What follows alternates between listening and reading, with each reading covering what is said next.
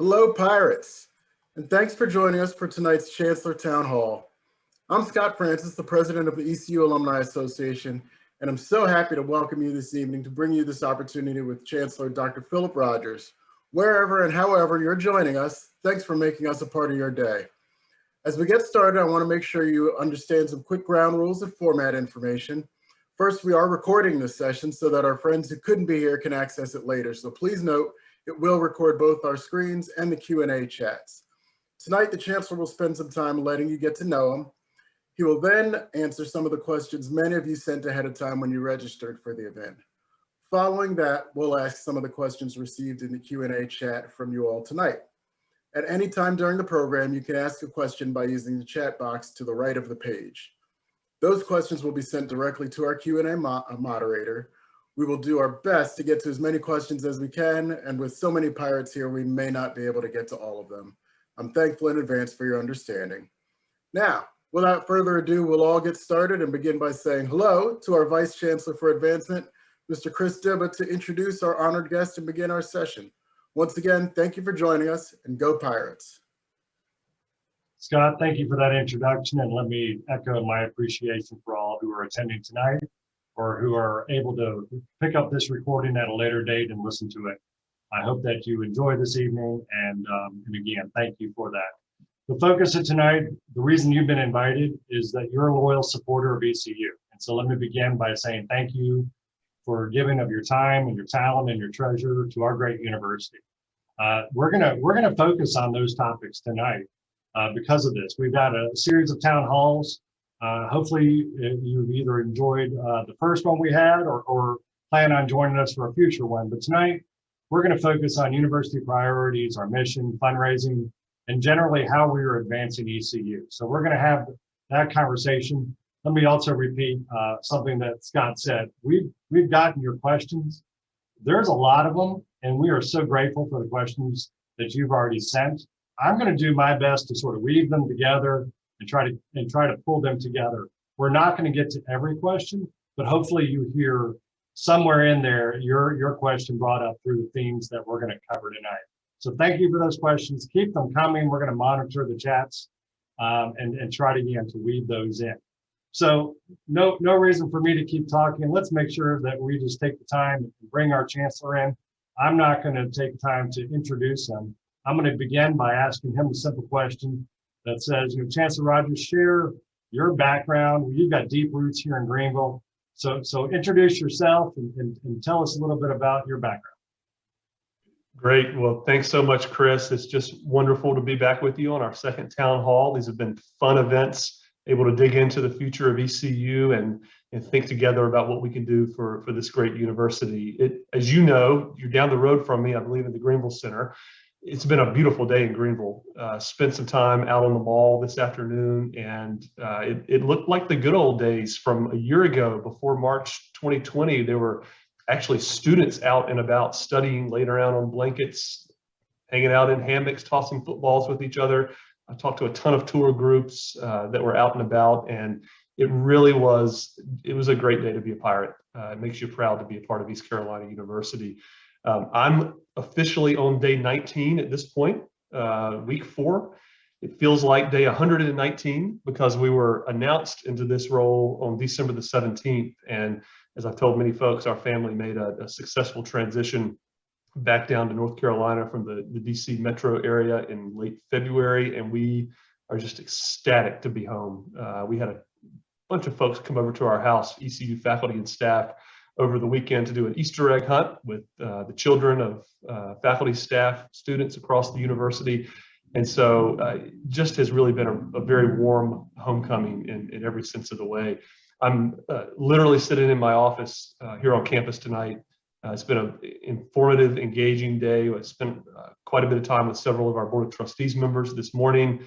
Had a chance to meet with the other 16 chancellors of the University of North Carolina system schools earlier in the day. Was a part of a national panel about the future of higher education this afternoon. We visited with the staff senate a couple of hours ago, and now I can't think of a better way to wrap up the day than with some great supporters this evening. So all of that in a preamble to say thanks for the opportunity to be here and to reach so many of our closest friends at ECU. So my background, one thing you should know about me is that family is the center of my life. It's who I am. I'm here today because of my family.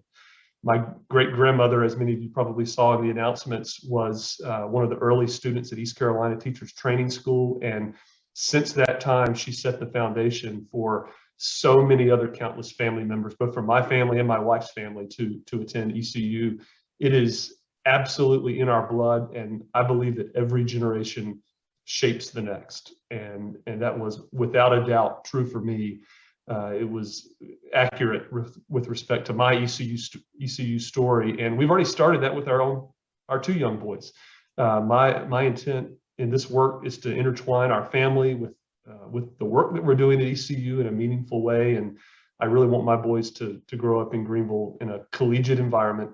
And I really did value my time growing up in this space here in Greenville. It gives me an immense amount of joy to think that my own kids would have that same life experience that I did, because, you know, if you're from Greenville, you get this, but ECU is the only game in town. It is the place to be. There's too many exciting memories to count growing up in Greenville. I can name a few if we have time, Chris. A lot of them revolved around athletics and the arts. I think I told the story once before about the time growing up in Greenville where I was going to a performance in Wright Auditorium, went to many other cultural events here over time, went to a performance of the Nutcracker, and ironically, I came to one of the performances and I accidentally parked in the Chancellor's only parking space in front of Spillman, and I had my car towed when I was about 17 years old. And so I like to think that's a little bit of foreshadowing of coming into this space and experiencing this role. And ECU has just been a tremendous presence in this community for me, and it's one that led me back here to Greenville. It was an exciting path. I think it was certainly a destiny for me to become a university administrator, and even more so to be ECU's chancellor. And I'm really serious about saying ECU's chancellor, because I don't want to be the chancellor of just any institution in the country. I want to be ECU's chancellor, and that's because of our mission. It's a place where it's helped start my career as a policy analyst, as a state legislative liaison, as chief of staff to the university, and it ultimately led me to the American Council on Education, where I had a front row seat for some of the most innovative practices in the field, the most innovative practices at institutions around the country. So I enjoyed my work there, but I'm a hands-on guy. I like to be on a campus, and I like to be able to see firsthand the differences that you can make. So returning back to ECU was a calling for me. I would have turned down any other job in the country for it. This one was personal for me. That's great. I made a note to make sure that we don't tow your car this time. If you don't mind, that would be much appreciative. We're going to make sure you're successful in that one. So a couple of points there. You mentioned mission, and so I want to dive into that. You were chief of staff here. You know who we are, even though you've only been on the job now, I guess you said 19 days. You intimately know who we are. You grew up here. You have a legacy, and you were our chief of staff for a period of time. So you know, ECU has three commitments: student success, serving the public, regional transformation. They're embedded in who we are. Share with us those commitments, what those mean to you. And then I want to weave in a question from the audience that talks about mission, that says, or asks, will the mission of ECU change under your leadership?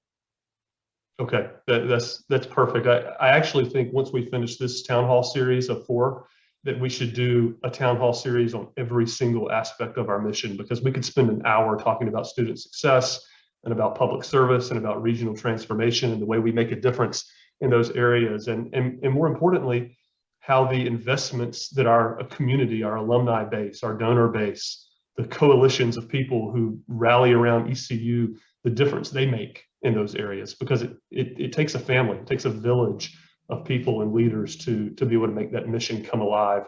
And I'm really grateful for the people who are listening in and engaging in this topic, because this is an area of passion for me. It's my favorite topic. So we can sit back and get comfortable in our chairs here and talk all night about this.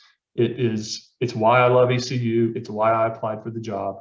And you should know that I traveled all over this country before March of 2020 to higher education institutions that were a part of the American Council on Education. We had about 4,000 colleges and universities that we served across the United States. Every sector, public, private, 4-year, 2-year, degree granting accredited institutions. Think about every Ivy League school, every public flagship, community colleges, private liberal arts, institutions that look just like ECU. And I made campus visits once a week, and I looked at the missions of all of these campuses, and no one authentically delivers on those 3 commitments of student success and public service and regional transformation better than ECU does. And yeah, that's one area you have to trust me on because I've seen it and I've been in these places, and I know how valuable what we do is to our community and to our region. So student success, why don't I give you the primer, and then we'll do the deep dive at future town halls on each of these. This is something we need to really seriously think about. Student success, the hottest topic in higher education. We're asking ourselves the question, how do we get more students in the door? How do we keep those who we get in the door at ECU? How do we graduate them in 4 years with as minimal amount of debt as possible? And then how do we build their life skills, their academic strength, their experience as a strong citizen and a good thinker? And then how do we send them out into the world, into the workforce? How do we send them to a great graduate school or whatever they choose to do to give back to our society and our economy and make a difference in the way that pirates do? And that's what student success looks like. It is why we're here. And I spend a lot of time, as I said at the beginning, out walking around campus because I believe that's how you really connect with people, is to be with them. And the day that I started, I met a young man by the name of Joshua. Joshua was walking to his face-to-face class. He's a finance major in the College of Business. He's from the Charlotte area, and we got to know each other for just a couple of minutes. And he quickly said, "Chancellor, I wanted you to be the first to know I literally just got off the phone and I got a job offer today. My first job offer. I've accepted it. I'm staying in North Carolina. I was a transfer student from a local community college in North Carolina. A scholarship helped me stay in school at ECU and graduate. And now I have a job, and I'm going back home to Charlotte, and I'm going to help my grandmother live. I'm going to contribute the resources that I have and that I'll make as a new employee to helping her live her life." And if that doesn't hit you at the heart about our student success mission, I don't know what will. Public service is the same way. It's historic to our DNA. It's embedded in our founding as an institution. It's what motivated me to go into higher education in the first place. And we are a strong, mature university that was founded on the premise of serving people in society. And that has to stay front and center. And it continues to sit at the center of my own leadership philosophy. And then you can't leave a conversation about ECU's mission without the concept of regional transformation. It's why we're here. It's why we do what we do. And as a native of Greenville, I benefited from it firsthand as a young child growing up here. Think about the healthcare access, the cultural impact, the concept of educational attainment for our region, the opportunity, the economic driver, the list goes on. We could talk about dental school service learning centers. We can talk about the Heart Institute and many other things. I really believe that that Eastern North Carolina's long-term success is on our shoulders, and that's why I'm here. So I probably don't need to say it after framing our mission in that way, but I'll emphatically say it. The mission of ECU is not changing. It cannot change. I think the stakes are too high.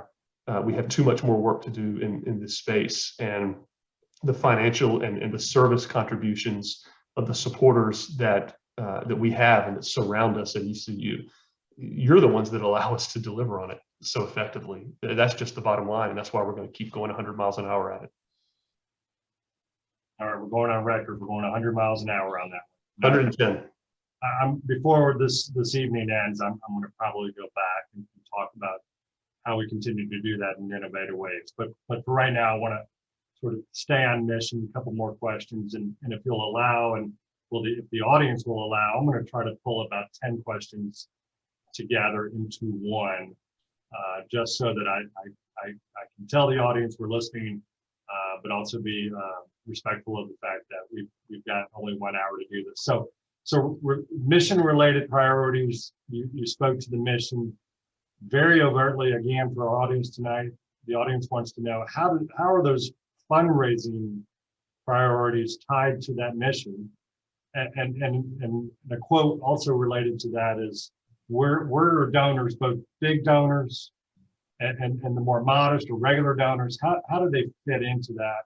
And if you'll allow me with the other questions to talk a little bit about how we make that mission as inclusive and open to the populations that we serve, as inclusive of a campus that we can be.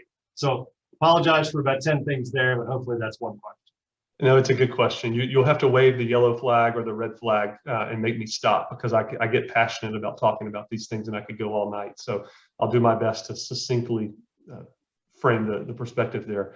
I think about a longtime successful college basketball coach who said one time that she was thinking about how to motivate student athletes in a big game, and she said, they don't care what you know until they know that you care first, and it doesn't matter what you know until you have that deep understanding of who someone is and what their needs and desires are. And so I want to be clear that I don't walk into this role with all the answers for how to address the challenges or the opportunities for the future. I don't have every priority lined up on day 19.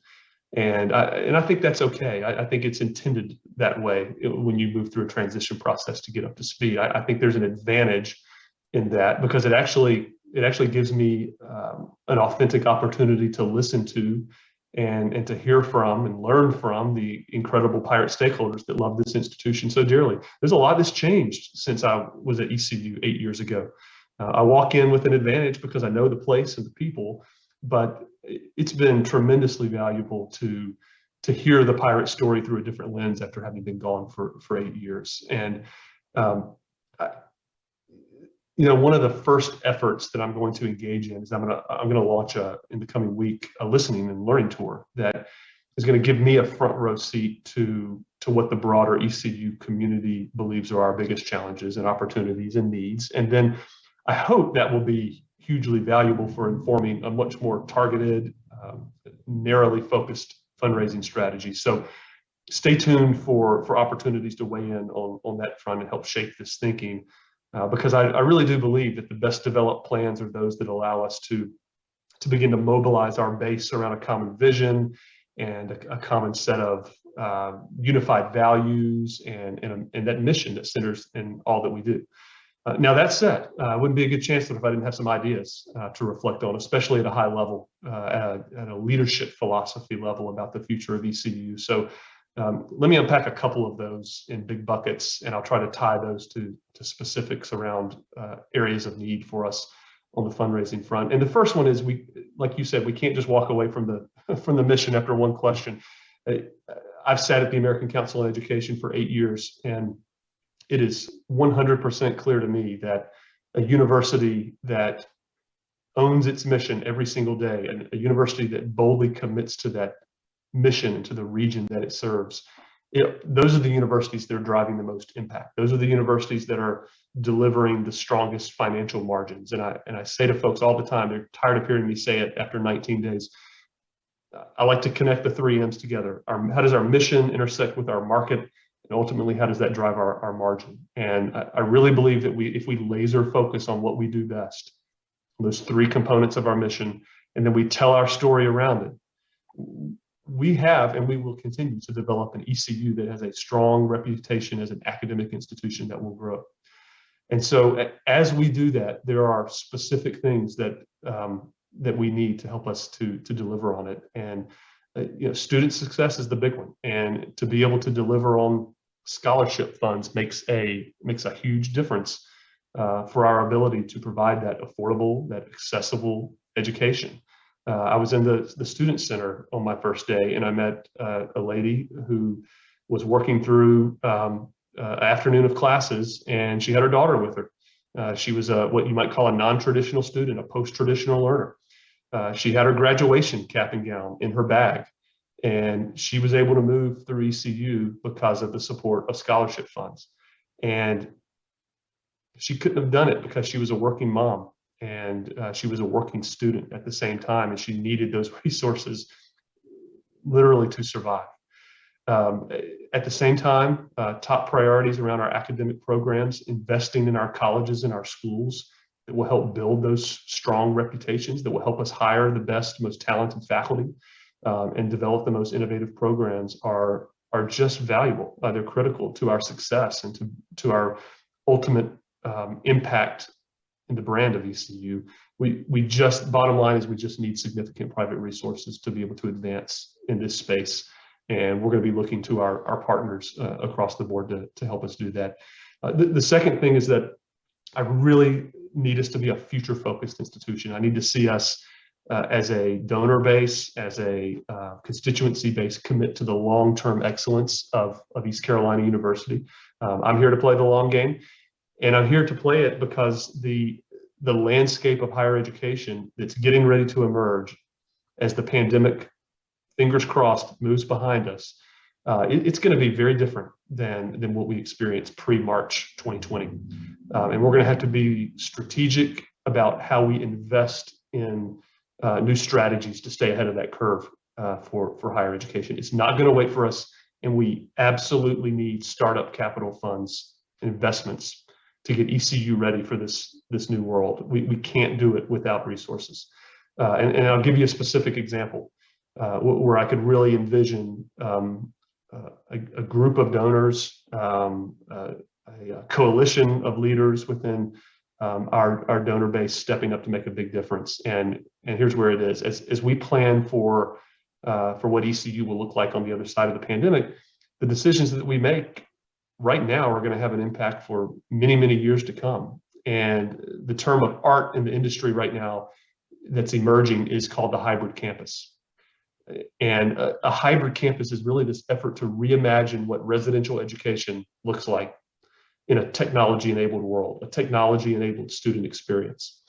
And it's not just how you teach in the classroom, but it's this effort that campuses right now are experimenting with, which is a blended, immersive, digital, and residential experience that really connects the world of online education with the physical world of campus in a blended way. And I can tell you that is what our competitor institutions around the country in our market are working on right now. I was on a call with about 15 other college presidents last week as a part of a group that's thinking about how to imagine the future of higher education, and they are working on it. And we need to be working on that too, and we need the resources to get there. So I think we're well positioned to be a leader in that space because of our historic commitment there. Now is the time to build on what to do in terms of the post-COVID world. We've got to do it in an innovative, driven way. I've talked a lot about the great work we're doing with our Millennial Campus, but I also hope to see us be cutting edge from an innovative standpoint in our academic and student success initiatives.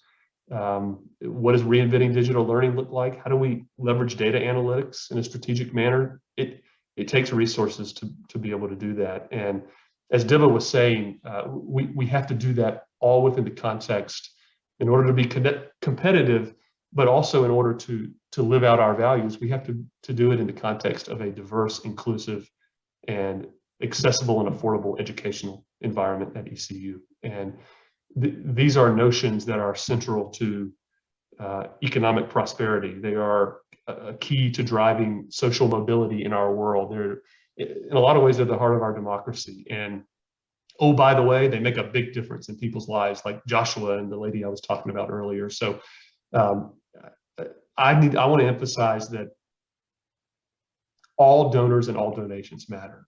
The success of Pirate Nation Gives, I hope we have a chance to talk about that later. It was successful. We had a couple of major lead gifts that set the momentum for us, but we also had hundreds of loyal Pirates that donated that day. Thank you, by the way, for helping us reach our goal of 1,200 donors. In honor of me being the 12th chancellor, that would have been a little scary to not hit that goal. So thank you for getting us there. We're in a good place, and all gifts matter. to allow us to have a successful day. We're not going to advance on the shoulders of just a couple of people. We need that army to help us move forward. Many, many, many loyal donors that we can do. We got to start them young too. I made my gift on Pirate Nation Gives Day, and I told my kids why, because I wanted them to understand it. And so we ask that ECU remain high on your philanthropic list as well. Yeah, thank you, Chancellor. I wrote down probably 6 or 7 things I'm going to get back to, but there's a great question that's sort of open-ended, gives you a chance to sort of run with it. Matt, a great pirate up in New Jersey, the greater New York area, writes and asks, in your first month on campus, what has stood out to you as some of the biggest wins and the biggest needs for ECU? Yeah, Matt and I share a bond because we know what it's like to sit in traffic. Matt's up in New York, and I spent some time in Washington, D.C., and 3 hours of commuting every day. Matt, I hope you're listening, but I hope you're sitting at home tonight and not on a beltway somewhere in New York. Wins. This is a fun thing to talk about in my first month on the job. Pirate Nation Gives was one, 6.5 million. What a huge win for us to demonstrate the momentum we have early on. I think enrollment has been a win for us over the last couple of weeks and months here. We had a sensitive time there a couple of years ago on the enrollment front, and all of higher education is experiencing this challenge. Undergraduate enrollment across the country is down about 4.5% to 5% right now. At ECU, as we're looking ahead to the fall semester, we're doing okay. We're trending ahead of schedule in terms of the number of applications we've received. We're at an all-time high, all-time record in terms of the number of applications that have come in.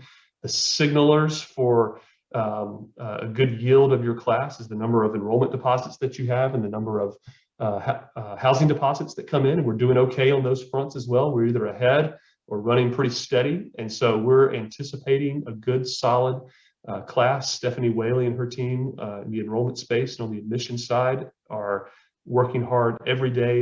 I bet I saw 15 tour groups on the mall this afternoon making their decision about whether or not to come to ECU. And Matt, I actually met a student who drove all the way from New York.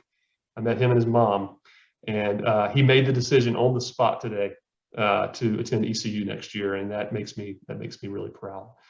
Our management of COVID, I think, has been a win. The numbers generally compared to last fall are trending in the right direction. A few blips on the screen in a post holiday weekend, as everybody expects. We're preparing for a return to campus. We've launched a committee that's planning that effort. This is a big deal for enrollment. Every parent I talk to wants to see their child back into that student experience and that campus engagement that we all love to see.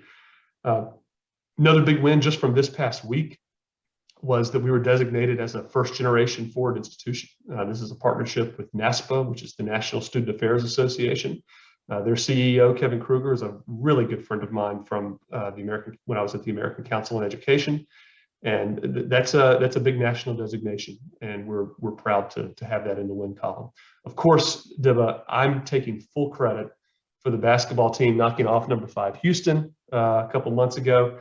Gave me great pleasure to brag with my AEC colleague Renu Couture, who I know well, and texted her after that game very quickly, as well as the baseball team's great success. Those are going in my win column. I don't care what anybody says. Needs, challenges, present at every institution. I think it's evident that we have to remain focused on unifying our base of Pirate Nation, speaking with one voice, coming together as a pirate family. I just can't underscore this more.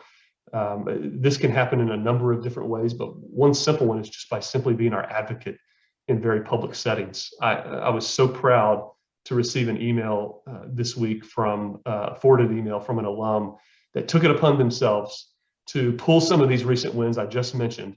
They crafted an email to 40 of their closest friends and colleagues to share the good news with them about what's happening at ECU. These are close pirates. These are proud pirates.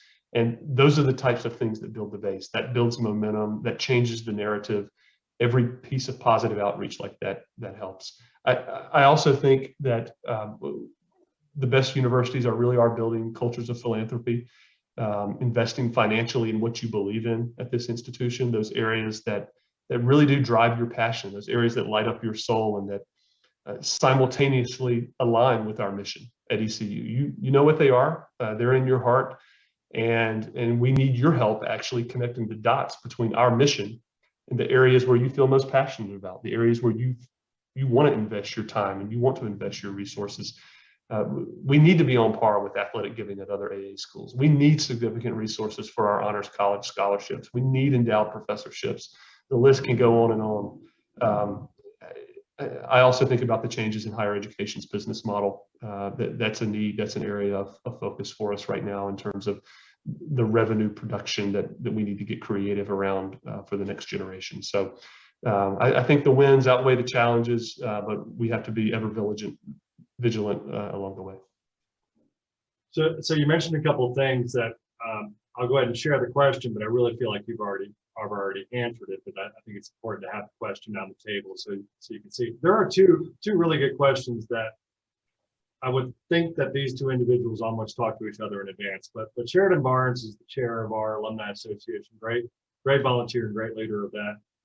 He asked a question that's very similar to, again, our friend Matt up in the greater New York area, talking about Pirate Nation Gives and using that, that success really was a unifier for our campus. And how do we sort of continue that model or that unifying and bringing together all of Pirate Nation around something? You've already spoken to it, but it's a great question. And if you want to touch on it for another moment, then we'll move on. But I thought that was so important. Yeah, we can't talk enough about it. They're both exactly right, and love spending time with Sheridan and the executive committee of the Alumni Association. I think that was last week. We're having so many meetings; they're all running together. But that was a great group. Had a lot of good perspectives and feedback, and you should be proud of your Alumni Association. We're on the right track there. There is a tremendous amount of momentum right now, and you're right. Pirate Nation Gives was a terrific example. We pulled in $6.5 million in one day. Thank you once again. But it demonstrates that one Pirate Nation mentality, and that we can rally around one huge goal, one huge impact, and one huge mission for East Carolina University. And so we should look to this moment as a model for what we do in the future in terms of giving and fundraising. What else can we rally around as one unified community? Well, we can rally around telling our story to anyone who will listen. We can drive prospective students to this institution to apply. Maybe more importantly, once they apply and they're admitted, the biggest challenge in the admissions and enrollment battle is getting that yield, getting them to commit when they have 15 other schools that they're applying to through the Common App, which makes it so easy to apply to college these days. If you know someone who has applied to East Carolina University and has got in, tell them your story, because it'll matter. Bring them to campus. Tell them about your experience, because that yield drives our admissions numbers in the long run. We can invest our personal resources into the mission aligned programs that give us value. We can show up to sporting events and support our student athletes. At the simplest level, we can be kind to each other during this pandemic. This is about rallying around our mission. It's about staying focused on what the future can bring for us and what is around the next corner, and how we as a university can stay in front of it. And we can do it. I think it's going to take all of us to get there. It's not just me or my leadership team. It's all of us.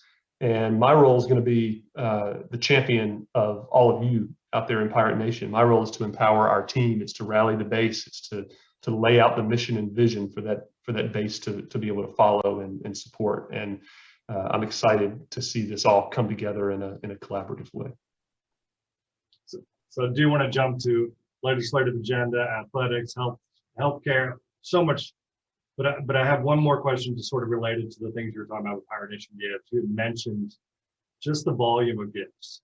And I think thank you for touching on that, because I think it's so important as we talk about all of Pirate Nation trying to be a part of this. Martha over in the Triad, great loyal volunteer and donor. She asked, how do we engage and develop new or younger donors? Yeah, another great question. I remember Martha and Ernest from my time back here at ECU the last time, and Ernest was on the board of visitors, and I know their daughter was involved and engaged in the life of our university. So love hearing these names that are so vibrant in ECU. It's a great point. I think it's true.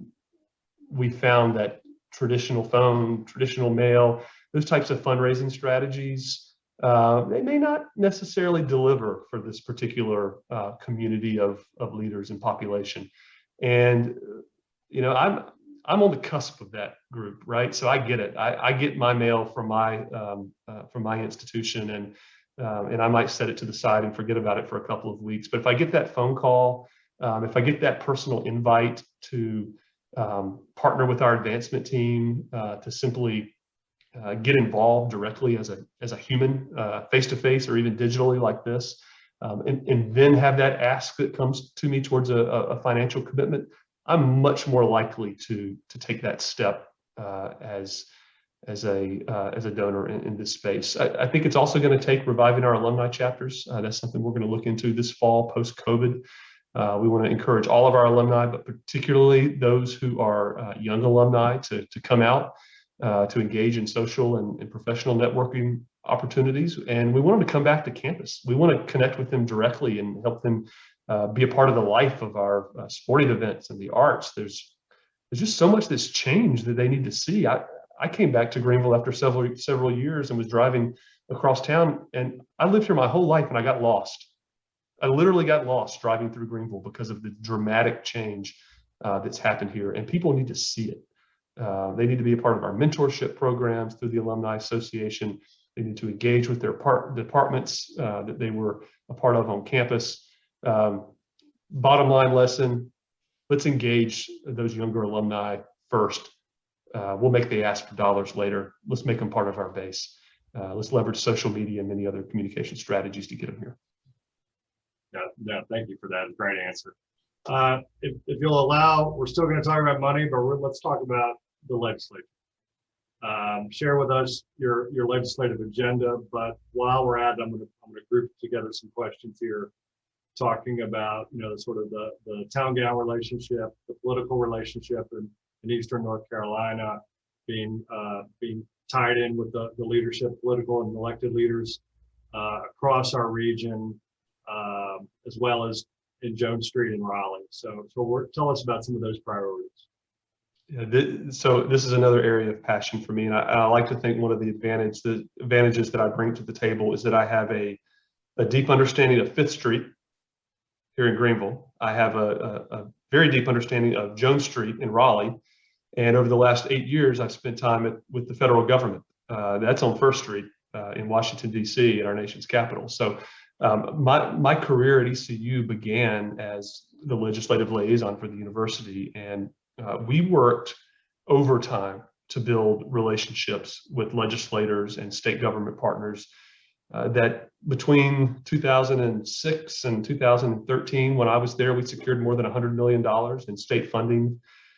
Those were the years we brought in the new dental school. We brought in a new family medicine center building on our campus. Indigent care support to really sustain the Brody School of Medicine, enrollment growth, so many other student success initiatives. And my philosophy in this space is that it's all about building relationships, not just any type of relationship, but real, genuine, authentic human connections with our partners in state government. We need these coalitions of support to move our university forward. And one of those drivers is the legislature. I think we're already starting to rebuild that foundation for ECU to have a strong and trusted presence in Raleigh. We have to have it in order to be successful. And, I say it often, higher education is a $650 billion a year business across this country. And let's be honest, it is a pretty great return on investment. For every dollar that the state of North Carolina invests in public higher education, the yields to the economy are impressive. ECU's is $2.5 billion or more to the state of North Carolina.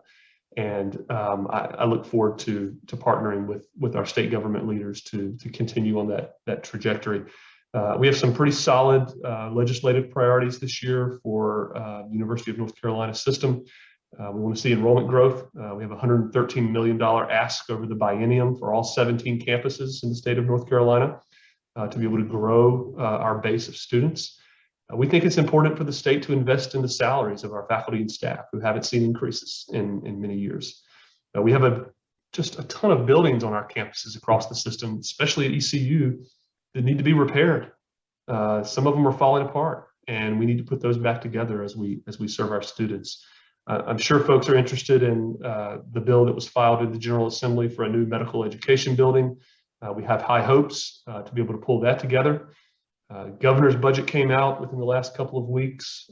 This is the first pitch in a long 10-inning ball game of negotiations. So a lot more to see unfold on that front. Still more work to be done. I feel pretty hopeful and optimistic about the latest economic revenue forecast for the state of North Carolina, which estimate more revenues than we expected coming in. So, developing these relationships is vital. The work has already started, and we're going to keep it going that way, Chris. Yeah, thank you for that. Again, more pivoting. There's so many questions. I'm trying to hit on them as much as possible to cover everything. Can't have an hour talking about ECU if we don't talk about athletics. Some good questions in the chat as well as in pre-registration. And it's a tough situation over there where everything is not perfect. We have had some financial issues. We've got a great question about those financial issues, about not necessarily winning enough, and then COVID hits, and now we're not allowed to have fans in the stands, and just on and on. We've had some issues there. What's our plan to reverse this? What's our plan to have some financial success over there and not just wins?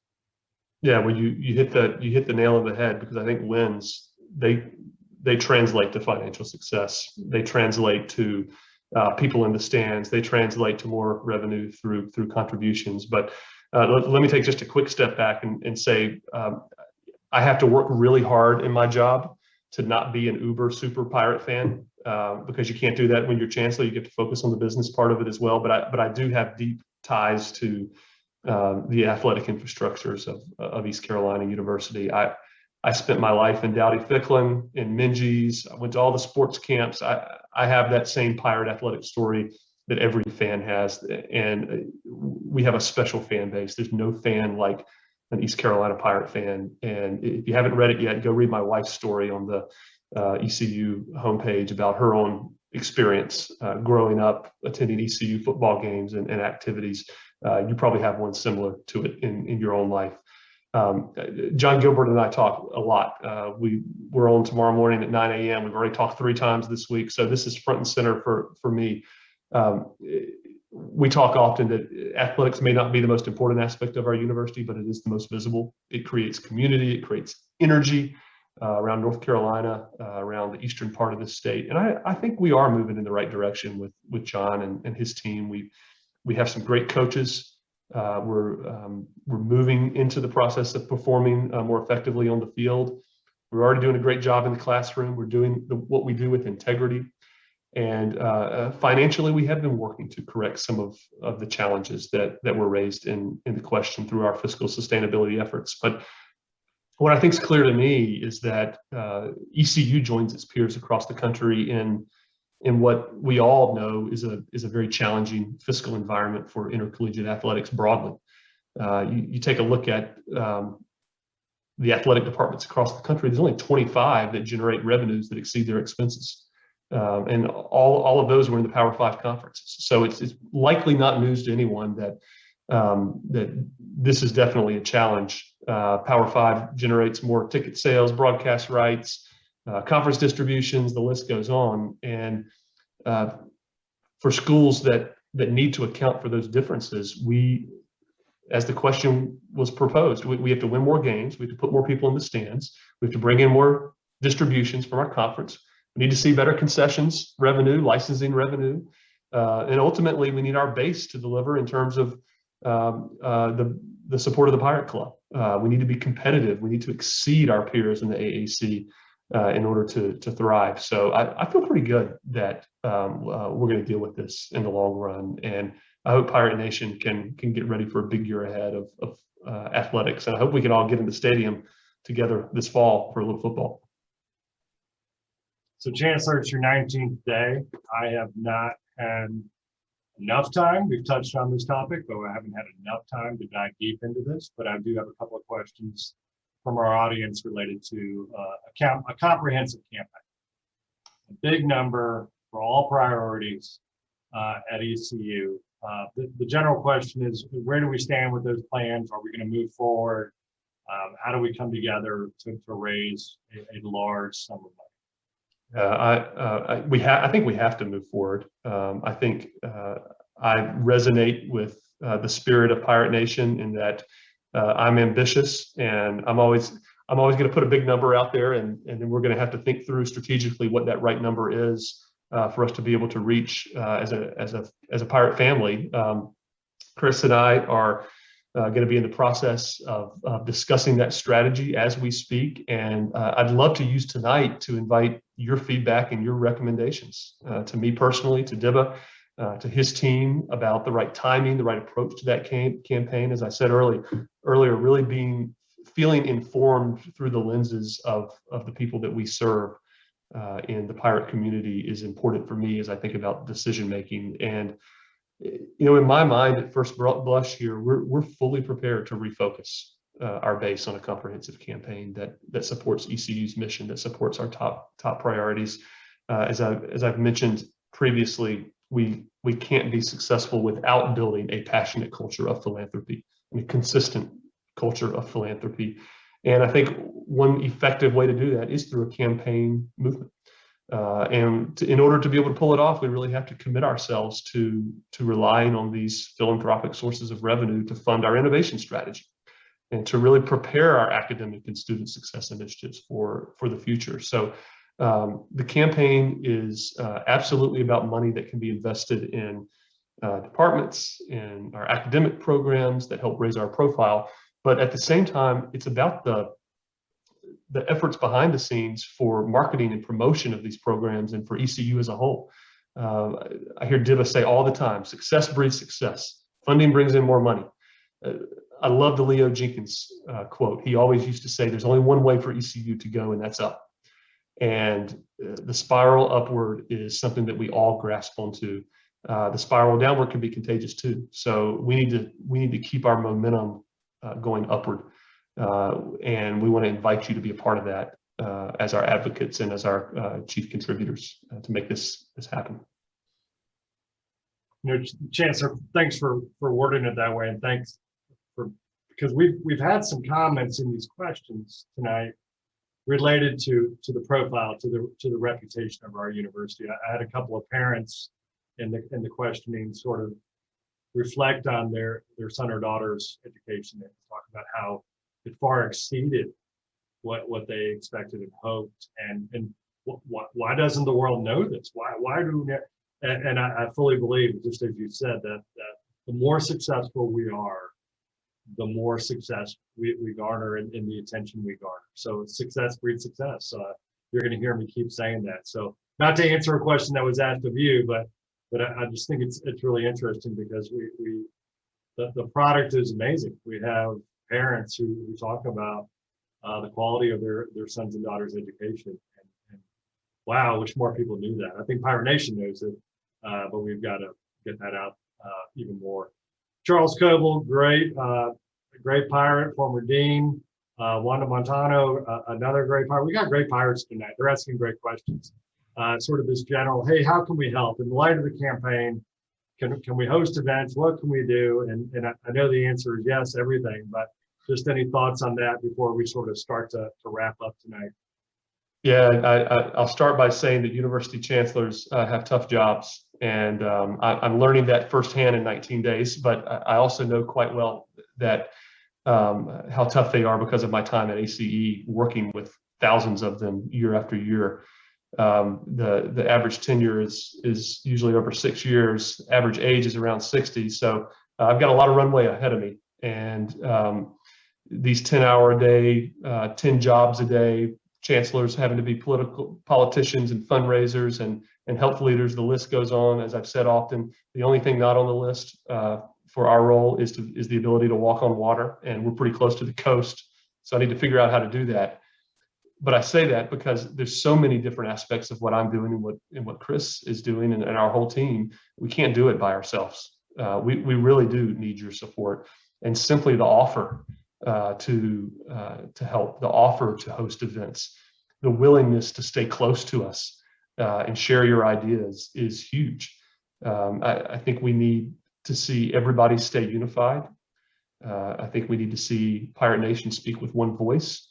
Love the idea of hosting events. My good friend Vince Smith up in Washington, D.C. did just that right before we moved down here. And we had a small group that was able to get together with Pirates safely and talk about the future of ECU and how we wanted to contribute to it financially and from a service perspective. And those types of things keep the momentum alive. They allow us to carry our message to people in authentic ways. It's not the email that you get from ECU or from ECU Advancement or from me. It's a friend telling you about how you can be a part of our mission and our work together. So living out our mission and carrying on the pirate spirit is exactly what we need. And we need more Charles Cobles and Wanda Montanos out there helping us to make that happen. So I'm going to ask a question that I asked at the first town hall, near the end of that one as well. I'm going to ask it because it's come up 4 times. It's been worded differently each time. It's come up 4 times, and I think it's a great question. And the question I asked last time was, what does success look like a year from now or 5 years from now? The rephrasing of that question. And I'm going to go on record and say, I hope that this is a long time from now. But the question is, when you leave ECU in your final days as chancellor, and you look back, when you say that was a successful run, what will that have looked like? And again, I hope that's a long time from now. Thank you for emphasizing the long. So do I, and my family does too, because I have a almost 3 and almost 6-year-old, and I want them to be pirates for life, just like I've been. Besides the fact that 60% of my hair is gray right now, and one day when I leave, 100% of it likely will have turned gray or white. That's one likely takeaway. This won't surprise you. I need to see, in order to feel like we have really generated successes, I really need to see movement on our mission. I want to see the state, I want to see our country, I want to see our region look at ECU as a national model for regional transformation. It goes back to your last question about how to demonstrate success. Well, the institutions that have been most successful are the ones that do their mission the best. And they do it so well that everybody else around the country says, how are they doing that? How are they delivering in that way? We need to go and find out. So I want them to say that ECU figured out how to graduate the most students who had the most need. I want to walk away from this institution one day where people say, ECU figured out how to transform rural healthcare in this state with its close partners. ECU is the model for how to serve people and how to leverage state resources in a way that helps this community and this state thrive. I want people in the higher education community that are me, traveling to Greenville, North Carolina to learn about how we do what we do. In the same way that everyone right now is traveling to Arizona State, to be candid. Everyone's traveling to Georgia State to learn how they've been so successful in delivering on their mission as some of the innovators in higher education. I want to see demonstrated unity among Pirate Nation. I want to see more students graduating with excellent collegiate experiences and going on to that next endeavor in life. Would love to see College World Series. I'll just put it out there. That would be fun. And finally, I want to see us break through as a real innovation leader in public higher education. A real innovation leader. There is a void to be filled there, especially in our state. I think we can do it. I'm going to let you get the last word, but I want to summarize a couple of things, and then we're going to wrap up. I love this comment. It's not a question, but in the chat, Gail Englert up in the Norfolk Tidewater area thanks you for being so visible, for being out with the fans, the alumni, our faculty, our staff. I want to thank you, Chancellor, for taking time in your busy day and away from your family to join us tonight. These are important conversations. I want to say to our audience, with some apology, that I don't think we touched on nearly a fraction of the kind of questions that we have here. So allow me to put a plug in for our next town hall. I promise to bring some of these questions back up. We need to dive much deeper into the health sciences, deeper into athletics, and so many other topics that we really just didn't get to tonight. So please join us for the third one. We do have a fourth one scheduled. I'm going to talk to the chancellor about perhaps reversing that and making that a little bit more of a part of that listening tour that he mentioned. I'm surprising him on that one, but we'll talk about that as a group with his leadership team to figure out what's best. But I wanted to thank you for coming tonight. And Chancellor, I'm going to let you get the last word with a repeat question.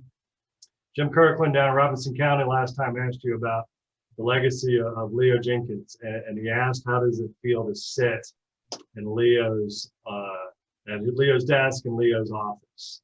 And then end it with any parting and final comments you want to make. Great. Well, first of all, let me react to Gail Engler, because she's one of those pirates that is always present. She and Dave, they're always visible. They are visible pirates too, and they're the kind of pirates we want to see out and about. I saw them at the baseball game a couple nights ago, and I'm grateful for those pirates who are willing to be out and connecting with their fellow constituencies in the ways that they have been. All right, the question of the night. How did I knew it was coming. I should have been even more prepared to be able to laser in on this. And at some point, Diva, I want to invite Jim Kirkland in to sit in the office in this desk, and I want to hear his perspectives on being in this place, because I know he's got one. I said it at the last town hall because I did it from my home. If you looked over my shoulder, you could see actually a painting that Leo Jenkins personally painted. It was a landscape painting. And we have filled our homes with paintings that Leo Jenkins personally painted. And they're beautiful pieces. Some of them are a farmland. There's one of a nice, what looks like a tobacco barn. He really had an incredible talent for art. It makes a lot of sense based on a building named after him on campus. So we have, I go to bed every night walking past a painting that Leo Jenkins personally painted. And I walk into this office every single morning, and you can't see it, and I can't turn my computer so you can see it because of the way the camera is. But there's a couch to my left, and over the couch is a colored portrait of Leo Jenkins. He's standing at a podium with a microphone. It looks to me like he's making the case for a new medical school at East Carolina University. And I walk into this office every day, and I sit at this chair and I look at that picture for a couple of minutes, and I reflect on the leaders that have come before me and the weight that was probably on their shoulders at the moment in which they were sitting at this desk. And I understand the importance of his legacy to this place, and I want to learn from it. I want to make sure that we let it live and breathe into the pirate spirit forever, and let it guide us in all that we do. So I encourage you, in the words that I say often, to be loyal. I want you to be bold about Pirate Nation. Always wear your purple and gold. Tomorrow's Paint It Purple Friday here in Greenville, and I hope wherever you are, I want you to be a pirate for life. Please contribute in whatever way you can through service, financially, advocacy to your university. There have been so many great waypoints in our history as a university. We're 114 years old. I said to a group last week that one of those great waypoints was Leo Jenkins founding the medical school. As we come out of a global pandemic, it feels like we're in one of those waypoints right now. We have some big decisions to make to ensure that we're even stronger for the next 114 years. And it's going to take all of us being a part of the solution to make us be able to deliver on that mission in an effective way. Let's make this waypoint one of the greatest ones in our history, so that 100 years from now, someone's looking back at it and saying, the people of 2021 changed the future of this institution. I think we can do it if we do it together. So much enjoyed being with you all tonight. Thank you.